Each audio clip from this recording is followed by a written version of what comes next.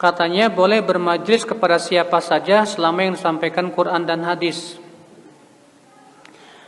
Rasulullah bersabda mensifati kaum Khawarij. Kata Rasulullah SAW apa Pak? Tentang orang Khawarij, yaqra'unal Qur'an. Mereka membaca Al-Quran dan bahkan menghafal Al-Quran. Yaquluna min qawli khairil bariyah. Mereka juga membawakan sabda-sabda Rasulullah SAW. Yamruquna minad din, tapi mereka melesat dari agama. Kama yamruqu sahmu minar ramiyah, seperti melesatnya panah dari buruannya.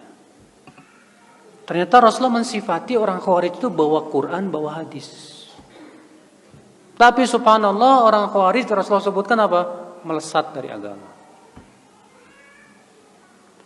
Yang salah ini Quran atau hadisnya atau apanya yang salah, Pak? Pasti yang salah pemahamannya. Makanya kalau ada orang berkata yang penting ustadz itu bawa Quran dan hadis, belum cukup. Kenapa? Buktinya Rasulullah mengabarkan tentang kaum Khawarij, dia bawa Quran, bawa apa? Hadis. Dan ternyata hasilnya malah melesat dari agama. Aneh. Makanya Rasulullah SAW mengingatkan dalam hadis yang lain tentang pentingnya mengikuti pemahaman siapa? Pemahaman para sahabat, para tabi'in, para tabi'ut tabi'in. Al-Quran juga mengingatkan itu. Dalam surat At-Taubah 100, "Was-sabiqunal awwaluna minal muhajirin wal ansar, walladzina taba'uuhum bi ihsan, radhiyallahu anhum wa radu'an." Dan orang-orang yang pertama kali masuk Islam dari kalangan muhajirin dan ansar. Dan orang-orang yang mengikuti mereka, mereka siapa di sini? Muhajirin dan ansar. Allah ridho kepada mereka. Dan mereka pun ridho kepada Allah. Allah ridho kepada muhajirin dan ansar, dan Allah ridho kepada orang yang mengikuti muhajirin dan ansar.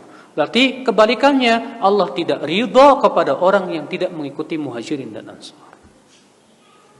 Makanya nggak jamin Pak, orang bawakan Quran dan hadis itu pemahamannya benar, nggak jamin. Bapak tahu nggak, orang liberal pun bawa Quran hadis Bapak.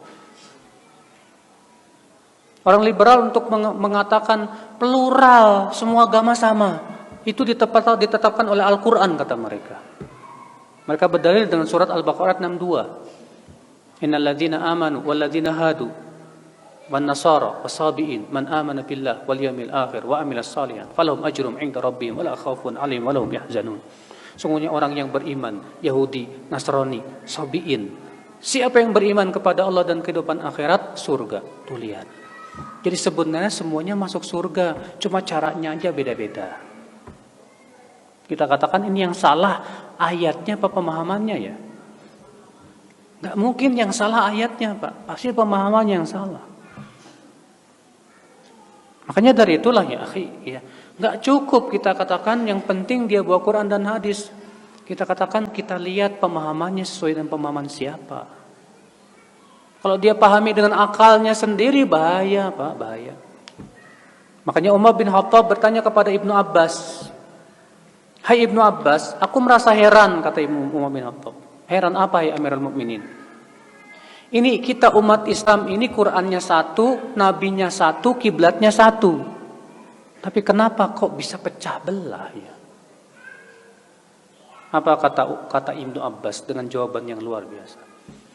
"Hai Amirul Mukminin, kita para sahabat belajar bersama duduk di majlis Rasulullah. Kita melihat bagaimana Rasulullah mempraktekkan Quran, bagaimana Rasulullah menafsirkan Quran, dan kita memahami langsung dari Rasulullah SAW.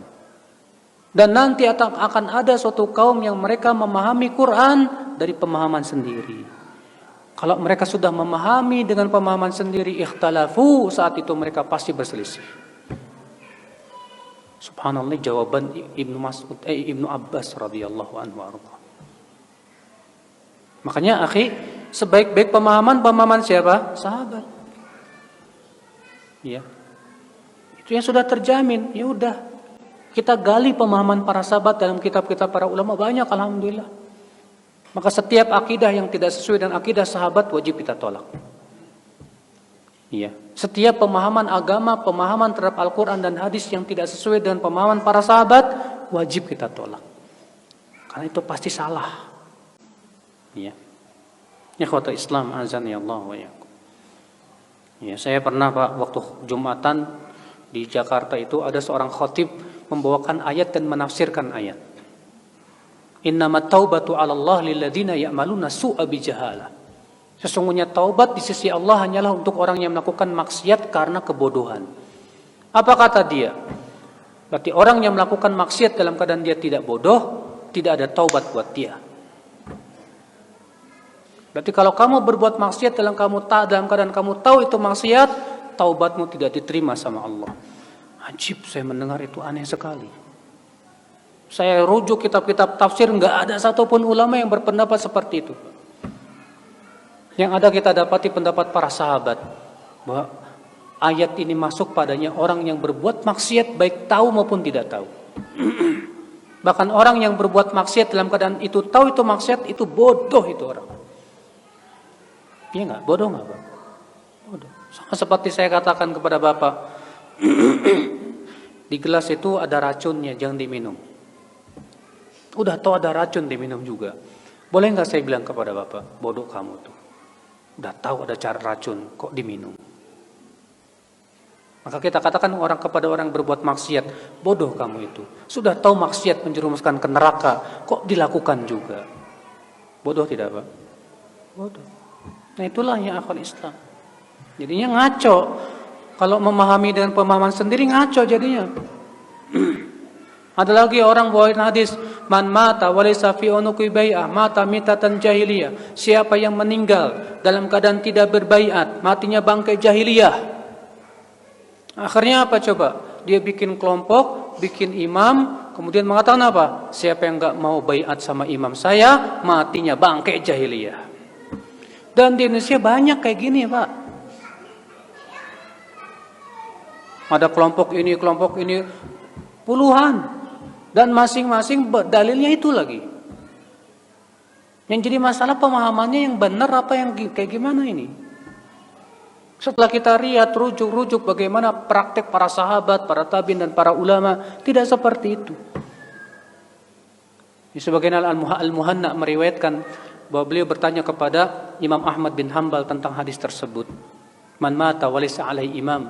Siapa yang meninggal dalam keadaan tidak punya imam, tidak berbaiat kepada imam, matinya bangkai jahiliyah. Maksudnya apa Imam Ahmad? Apa kata Imam Ahmad? Atadrimal imam. Tahu enggak siapa yang imam yang dimaksud dalam hadis tersebut? Hu an yaqula kullu muslim hadza imam. Itu yang diakui oleh setiap muslim itu imam. Bukan hanya satu kelompok tertentu. Ini pemahamannya Pak, yang harus kita luruskan. Makanya sekali lagi ya, nggak cukup hanya sebatas membawakan Quran dan hadis. Sampai kita lihat pemahamannya sesuai nggak dengan pemahaman salafus saleh. Ya.